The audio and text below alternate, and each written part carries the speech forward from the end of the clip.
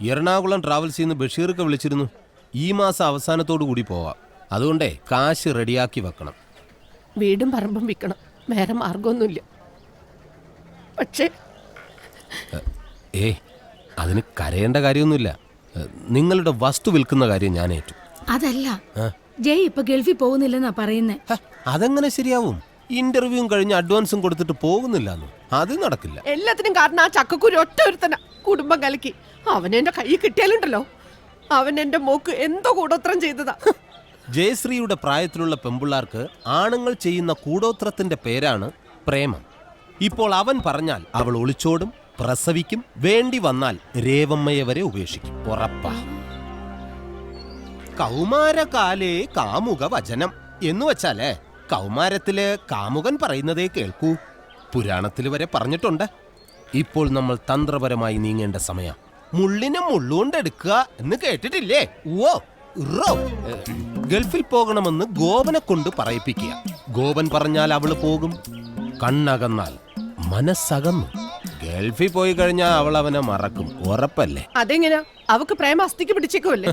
അസ്ഥിയെല്ലാം മഞ്ഞുരുകുന്നത് പോലെ ഉരുകും. അവള് പോകുന്നതേ ദുബായിലേക്കാ. ഈ കുട്ടനാട്ടിൽ ഇവനെ പോലത്തെ ഒരു പീസേ ഉള്ളൂ. പക്ഷെ ദുബായിലോ ബെൻസ് കാറും കാഡ്ലിയാക്കും ഓടിച്ചു നടക്കുന്ന ഇവനെ പോലത്തെ ഒരുപാട് പീസുകളുണ്ട്. അവരെയൊക്കെ കണ്ടു കഴിയുമ്പോൾ ഇവിടെ ഈ ഓഞ്ഞ വള്ളവും തുഴഞ്ഞു നടക്കുന്ന ഇവനെ അവള് മറക്കും.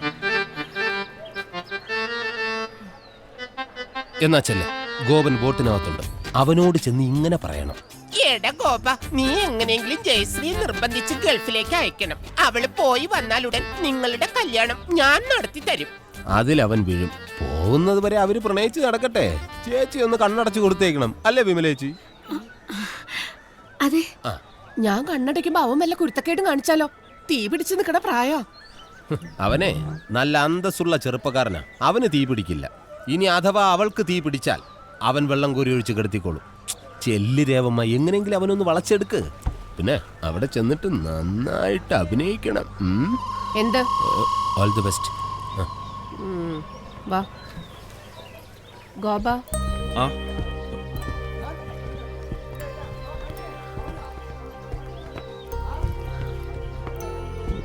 ഇരിക്കൂ. കുടിക്കാൻ കരിക്കും വെള്ളം വേണ്ട. ഞാൻ വീട്ടിൽ വന്ന് കാണാനിരിക്കുകയായിരുന്നു. തെറ്റെൻ്റേതാ. കുറച്ചു നേരം അവളുമായിട്ട് സംസാരിച്ചിരിക്കാനേ കരുതിയുള്ളൂ. ഇങ്ങനെയൊക്കെ സംഭവിക്കുമെന്ന് വിചാരിച്ചതല്ല. പോലീസ് കൊണ്ടുപോയിന്ന് കേട്ടപ്പോ എന്റെ ചങ്ക് പെടഞ്ഞു പോയി. സത്യം പറയാലോ, കൂടെ നീയാന്നറിഞ്ഞപ്പോ സമാധാനായി. കാശിന്റെ കാര്യം പറഞ്ഞ് വഴക്കിട്ടിട്ടുണ്ടെങ്കിലും നിന്നെ എനിക്ക് വലിയ ഇഷ്ടാ. നിന്റെ ആ ചുറുചുറുക്കും ഇംഗ്ലീഷും വീട് നോക്കാനുള്ള ആ ഉത്തരവാദിത്വം, പിന്നെ നിങ്ങൾ തമ്മിൽ നല്ല ചേർച്ചയാ, അല്ലേടി? എനിക്കും പലപ്പോഴും തോന്നിയിട്ടുണ്ട്. മതി, എന്റെ മരുമോന് ഇത്രയും ഗുണങ്ങൾ മതി. ഇനി അവള് നിനക്കുള്ളതാ. പക്ഷേ ഒരു കാര്യം മാത്രം മോനെ എനിക്ക് സാധിച്ചു തരണം. പറഞ്ഞോളൂ അമ്മേ.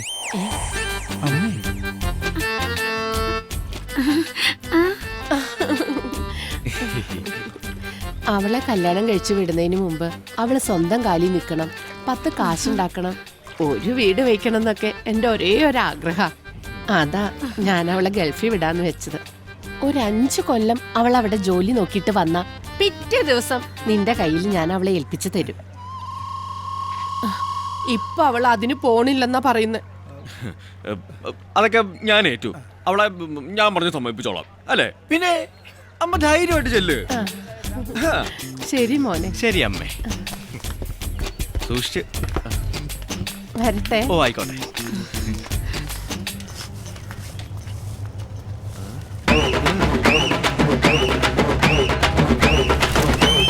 നിങ്ങൾക്ക് പ്രേമിക്കാനുള്ള ലൈസൻസിന് വേണ്ടി റെഡിയാവാത്ത വിസ റെഡിയായെന്ന് പറഞ്ഞ് തള്ളയെ പറ്റിക്കാൻ കൂട്ടുനിന്നവളാണ് ജയശ്രീ. അവള് ഗൾഫിലെത്തിയാല് നിന്നെ മറക്കോ?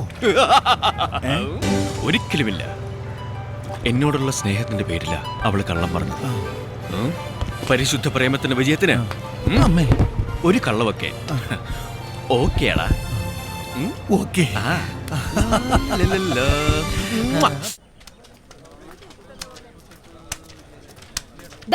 നിക്കട അവിടെ. എന്റെ മോളെ പോലീസുകാർ കൊണ്ടുപോയപ്പോ നിന്റെയൊക്കെ നെഞ്ചത്തെ വെള്ളം ഇറങ്ങിയല്ലടാ.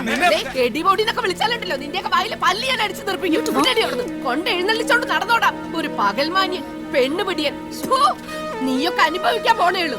ഞാനാടാ പറയുന്നേ, നശിച്ച് നാറാണ കല്ല് കാണും. ഇല്ലാതെ പറഞ്ഞു.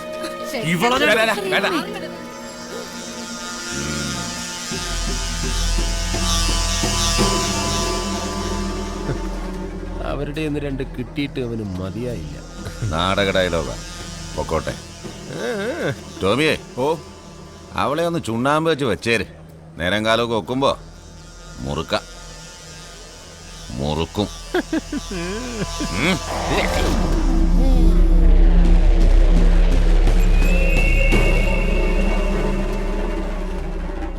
എണ്ണപ്പലഹാരം ഇഷ്ടമാണ്.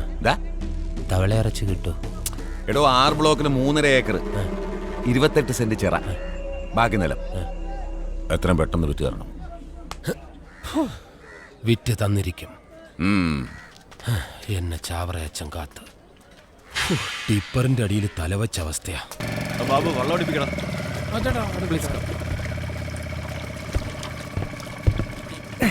എന്താടാ സന്തോഷം? ഇന്ന് നീ ചേട്ടനും ചേച്ചിയും തപ്പി നടക്കണ്ട, കേറ്റിക്കോ. ഡേ ക്രൂയിസാ പറഞ്ഞിരിക്കുന്നേ. നിന്റെ വാചകത്തിൽ ഓവർനെറ്റ് ആയിക്കോളൂ. അത് ഞാൻ ഏറ്റു.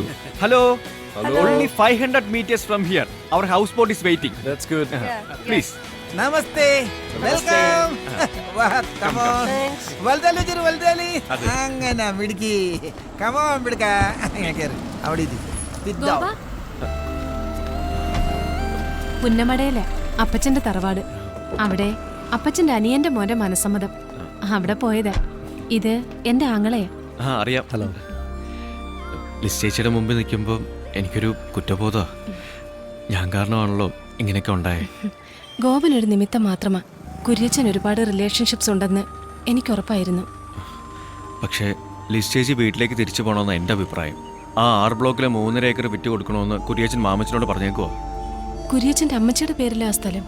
അതുകൊണ്ടെന്താ അവരെ കൊണ്ട് ഒപ്പിടിച്ചാൽ ഈ കിടക്കുന്ന സ്ഥലം എല്ലാം വിറ്റത്. ഇക്കണക്കിന് പോയ കുര്യച്ചൻ അതും.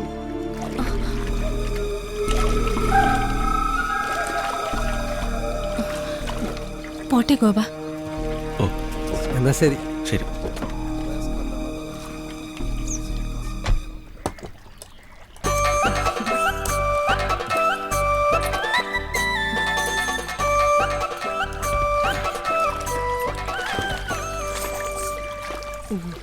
ഒരു കാര്യം പറഞ്ഞ അമ്മ എന്നോട് ദേഷ്യപ്പെടുവോ? നിന്നോടോ? നിനക്ക് എന്നോട് എന്ത് വേണേലും പറയാം. എനിക്കൊരു ദേഷ്യവും വരില്ല. പറയട്ടെ? പറയടാ കുട്ടാ. അമ്മ വരണ്ട. ഇനിയിപ്പോ ഇവിടെ കൊണ്ടുപോകാനും കൊണ്ടുവരാനും ഒക്കെ ഞാൻ മതിയല്ലോ. മേക്കപ്പ് ഫൈനൽ ടച്ചപ്പ് ചെയ്യണ്ടേ? മോന്തിരിക്കുന്ന ഇരിപ്പ് കണ്ടില്ലേ? അല്ലടി മോളെ. ഓ, ഇനി എന്നാ ടച്ചപ്പ് ചെയ്യാനാ? ഇതൊക്കെ മതി. ഗോപേട്ടാ, വെള്ളം എടുക്ക. വരും.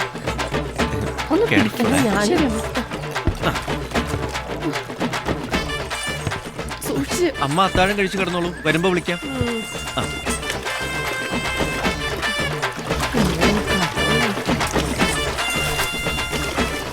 അമ്മക്ക് ഒറ്റയ്ക്കാൻ പേടിയാണെങ്കിൽ വിമലേച്ചിയെ കൂട്ടി വിളിച്ചോട്ടോ. അല്ലെങ്കിൽ പൊന്നുരുക്കുന്നിടത്ത് പൂച്ചക്ക് എന്താ കാര്യം? കാര്യമുണ്ട്. മോട്ടിക്കുന്നുണ്ടോ ഇല്ലയോ നോക്കിക്കൊണ്ടിരിക്കാലോ.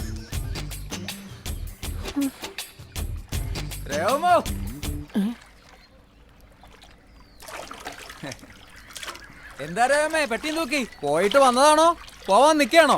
പോയിട്ട് വന്നതാ. ഇറങ്ങട്ടോ. ഇറങ്ങ്.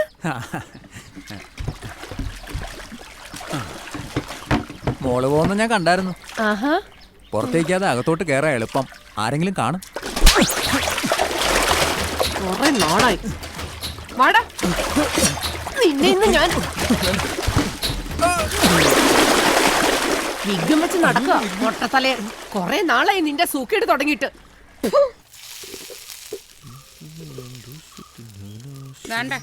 പോസ്റ്റ്മാൻ കൊണ്ട് തന്നതാ. എന്നാ?